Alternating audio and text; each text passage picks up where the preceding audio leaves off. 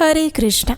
आज है वर्ष में 8 बार आने वाली एक महाद्वादशी तिथि और इसलिए कई वैष्णव भक्त आज के दिन सफला एकादशी व्रत का पालन कर रहे हैं।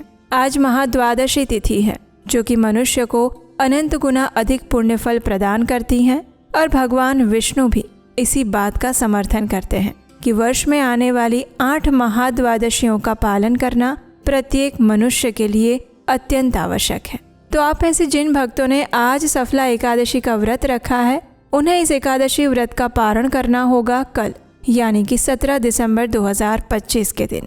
तो आइए आज के इस वीडियो में जानते हैं कि जिन्होंने आज एकादशी व्रत का पालन किया है उनके लिए कल पारण का समय क्या रहेगा और इस पारण की शास्त्रोक्त विधि क्या रहेगी।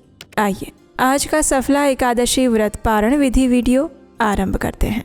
अनेक वैष्णव भक्तों ने आज सफला एकादशी व्रत का पालन किया है यानी कि पौष मास के कृष्ण पक्ष में आने वाली सफला एकादशी। इन सभी भक्तों को इस एकादशी व्रत का पारण करना होगा कल यानी कि 17 दिसंबर 2025 के दिन और ये पारण करने का समय रहेगा सुबह 7:08 से लेकर 10:34 के बीच में। इसी निर्धारित समय के अंदर इस सफला एकादशी व्रत का पारण करना आवश्यक है क्योंकि हमारे शास्त्र बताते हैं कि जिस प्रकार बिना स्नान किए सरस्वती नदी में चरण डालने से पुण्य की वृद्धि होने के बजाय पाप कर्म लग जाते हैं, उसी प्रकार अगर निर्धारित समय में एकादशी व्रत का पारण ना किया जाए तो एकादशी का व्रत अधूरा माना जाता है। तो इसलिए इसी निर्धारित समय के अंदर आप एकादशी व्रत का पारण कर सकते हैं। आइए अब देखते हैं कि सफला एकादशी व्रत का पारण करने की शास्त्रोक्त विधि क्या है। तो सबसे पहले द्वादशी के दिन प्रातः ब्रह्म मुहूर्त में उठ जाएं, स्नान इत्यादि से निवृत्त होकर स्वच्छ हो जाएं, स्वच्छ वस्त्र धारण करें, अपने घर में मंगला आरती करें, भगवान को जगाएं। अगर घर में नहीं कर सकते तो साथ में किसी मंदिर में जाकर करें या फिर ऑनलाइन मंगला आरती का दर्शन करें। उसके बाद तुलसी देवी की पूजा आराधना करें, उन्हें प्रणाम करें, उन्हें जल अर्पण करें, उनकी प्रदक्षिणा करें। और याद रहे द्वादशी के दिन हम तुलसी पत्र नहीं तोड़ते हैं, इसलिए अगर आपको भगवान को भोग लगाने के लिए तुलसी पत्र की आवश्यकता है तो उसे एक दिन पहले ही तोड़कर रख लीजिए। तुलसी महारानी की सेवा पूजा करने के बाद अब उनके समक्ष बैठकर हरे कृष्ण महामंत्र का जप कीजिए। आप प्रतिदिन जितनी माला का जप करते हैं उतनी ही माला का जप आप तुलसी देवी के समक्ष बैठकर कर सकते हैं। ये हरे कृष्ण महामंत्र है, हरे कृष्ण कृष्ण कृष्ण हरे हरे, हरे राम राम राम हरे हरे। ये महामंत्र है जिसमें सभी मंत्रों की शक्ति समाविष्ट है और इसीलिए इसे महामंत्र कहा जाता है। और इसी महामंत्र की माला का जाप आप आज के दिन एकादशी वाले व्रत में भी कर रहे होंगे। तो अब हरे कृष्ण महामंत्र का जप करने के बाद रसोई में जाइए और भगवान के लिए कुछ सात्विक अन्न भोग बनाइए। ऐसा भोग जिसमें लहसुन, प्याज या कोई भी तामसिक पदार्थों का प्रयोग ना किया गया हो। इस भोग को बनाने में ऐसे मसालों का प्रयोग भी ना करें जिसमें अनियन पाउडर, गार्लिक पाउडर इत्यादि का प्रयोग किया जाता हो। भगवान के लिए कुछ मिष्ठान बनाएं, कुछ अच्छा सात्विक भोग बनाएं जैसे कि दाल, चावल, सब्जी, चपाती या फिर और कोई व्यंजन। इस प्रकार जब आप भगवान के लिए भोग बना रहे हो उस समय पे भगवान का कीर्तन सुनना चाहिए या उनकी कथा का श्रवण करना चाहिए क्योंकि जब आप रसोई बनाते हैं उस समय में आपके मन में जो विचार चल रहे होते हैं, आपकी जो चेतना होती है वो सीधी ट्रांसफ़र होती है आपकी रसोई में यानी कि आप जो भोजन बना रहे हैं उसके अंदर। अगर कोई व्यक्ति गुस्से में आकर भोजन बना रहा है तो उसका वैसा ही परिणाम उस भोजन को खाने वाले पर होगा। इसलिए रसोई बनाते हुए बहुत सावधान रहें कि आप कैसी सोच रख रहे हैं, आपकी चेतना क्या है। तो भगवान का स्मरण करते हुए, उनकी चेतना में लीन रहते हुए भगवान के लिए स्वादिष्ट सात्विक अन्न भोग बनाएं, उसमें तुलसी पत्र रखें और फिर भगवान को अर्पित करें। जब तक भगवान भोग पा रहे हैं तब तक आप दान की सामग्री एकजुट कर लें और बाकी तैयारियां कर लें।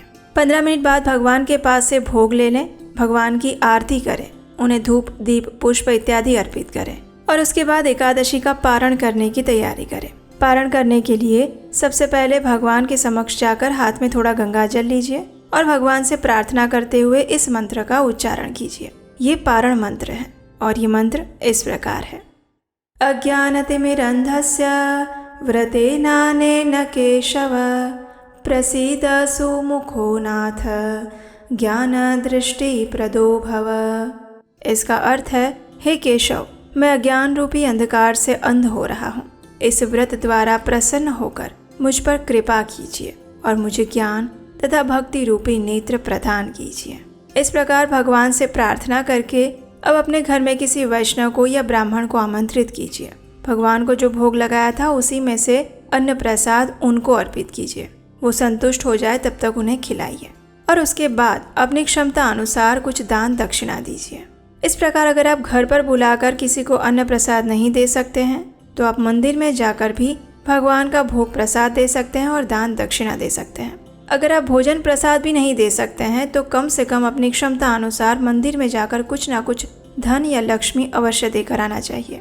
अगर आप बाहर मंदिर में जाकर भी दान नहीं दे सकते हैं तो आप ऑनलाइन ऐसी किसी संस्था में दान दे सकते हैं जहाँ पर आपको विश्वास हो कि यहाँ पर दी गई लक्ष्मी का प्रयोग अच्छी चीज़ के लिए होता है, सनातन धर्म के लिए होता है।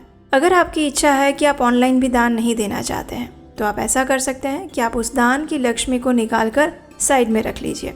अगली बार कभी भी आप मंदिर जाएं या किसी ऐसी जगह पर जाएं, गौशाला में जाएं, तो वहां पर जाकर ये दान की राशि दे सकते हैं। अब समय है आपका स्वयं पारण करने का। पारण करने से पहले भगवान से प्रार्थना कीजिए, उनसे क्षमा याचना कीजिए और इस प्रकार कहिए, हे परम भगवान श्री कृष्ण, मैंने अपनी सीमित बुद्धि और शक्ति द्वारा इस एकादशी व्रत का पालन करने का प्रयास किया है।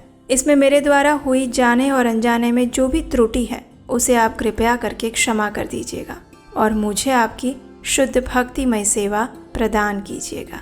इस प्रकार कहकर अब आप किसी भी अन्न प्रसाद के साथ अपना व्रत तोड़ सकते हैं। सबसे पहले भगवान को अर्पित चरणामृत ले सकते हैं या फिर भगवान को अर्पित जल ले सकते हैं और उसके बाद जो उन्हें भोग लगाया था वो अन्न प्रसाद ले सकते हैं। अगर आप एकादशी का व्रत संपूर्ण निर्जल रखते हैं तो अगले दिन आपको पानी के साथ या भगवान के चरणामृत के साथ पारण करना चाहिए। अगर आप एकादशी व्रत में फल लेते हैं, दूध लेते हैं या पानी लेकर व्रत रख रहे हैं तो प्रयास करें कि अगले दिन हल्का फुल्का भोजन लेकर पारण करें। अब यहाँ पर एक प्रश्न आता है कि कई बार ऐसे संयोग उत्पन्न होते हैं कि एकादशी का पारण जिस दिन करना है उस दिन भी किसी का कोई व्रत या उपवास आ जाता है, तो अगले दिन भी अगर किसी का व्रत है तो पारण कैसे करें। तो देखिए, पारण के सभी नियमों का आप पालन कीजिए, लेकिन आप संपूर्ण अन्न प्रसाद नहीं ले सकते। तो ऐसे में सिर्फ एक चावल का दाना लीजिए और उस चावल के दाने का स्वीकार करके भगवान से प्रार्थना कीजिए, या फिर जिस देवता की या देवी के लिए आप उपवास कर रहे हैं उन्हें प्रार्थना करिए कि हे देवी माँ या हे प्रभु, हम आपकी प्रसन्नता के लिए ये व्रत करना चाहते हैं, लेकिन एकादशी का पारण करना भी आवश्यक है, इसलिए मात्र पारण करने के उद्देश्य से मैं ये अन्न का एक दाना ले रही हूँ। इसे आप मेरे अपराध रूप में मत लीजिएगा और मेरे आज के व्रत का भी स्वीकार कीजिएगा। भगवान से ऐसे प्रार्थना करके फिर पूरा दिन आप अपना दूसरा व्रत भी आरंभ कर सकते हैं। इसमें कोई दोष नहीं लगता है और कोई संशय भी मत रखिएगा। बिल्कुल आप इसी प्रकार से अगर एकादशी व्रत पारण करते हैं तो आपका अगले दिन का व्रत भी यथावत चालू रहता है। तो ये थी एकादशी का पारण करने की संपूर्ण विधि। हमें आशा है कि इसमें आपको उपयोगी जानकारी प्राप्त हुई होगी। अगर ऐसा है तो इस वीडियो को लाइक करके सभी को शेयर कर दीजिए जिन्होंने एकादशी व्रत रखा है या जिनके मन में ये प्रश्न है। और अगर आपको लगता है कि हम अपने चैनल पर प्रमाणभूत रूप से वैदिक सनातन धर्म का प्रचार कर रहे हैं बिना किसी मिलावट, सीधे शास्त्रों से, तो आप हमें इस कार्य को आगे बढ़ाने के लिए अपना आर्थिक योगदान भी भेज सकते हैं। स्क्रीन पर नंबर दिया गया है।